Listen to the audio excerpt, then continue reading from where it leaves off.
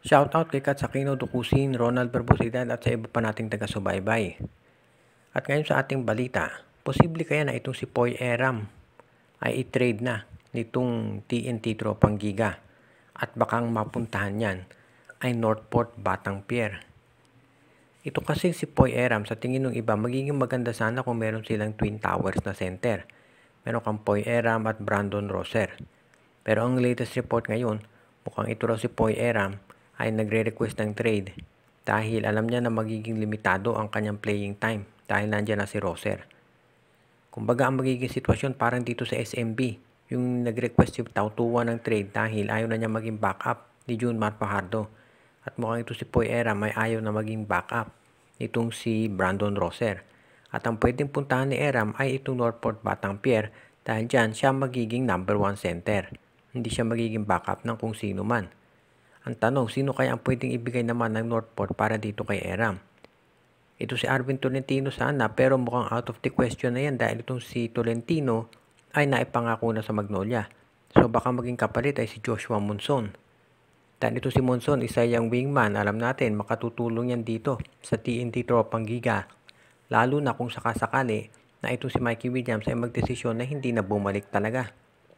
Kaya kung sakasakali baka Eram for Monson ang mangyaring trade dito at magiging win-win naman yan para sa parehong koponan. Dahil alam natin si Monson isang 3-point scorer yan na makatutulong lalo dito sa opensa ng TNT at lalong lalalim yung bench nila.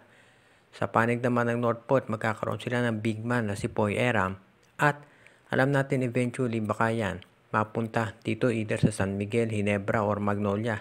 Depende kung sino nangangailangan. Kaya abangan na lang natin ang paglipat nitong si Poy Eram dito sa kampo ng SMC. Mukhang excited na itong si Arvin Tolentino na maglaro para dito sa Magnolia Chicken Templados.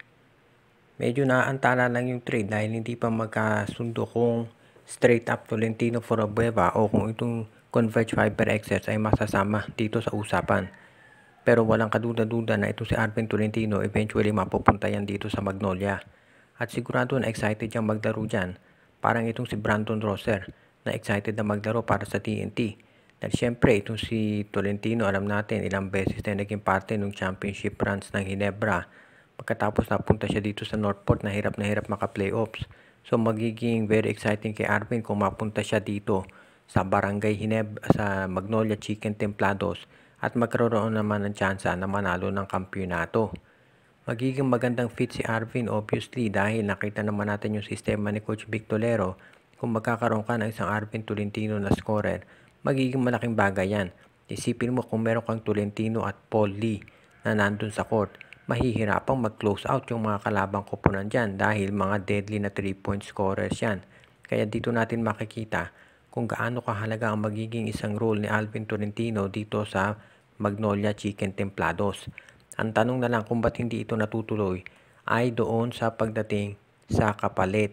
Posible nga na straight up Abueva for Tolentino, yan ang unang usapan.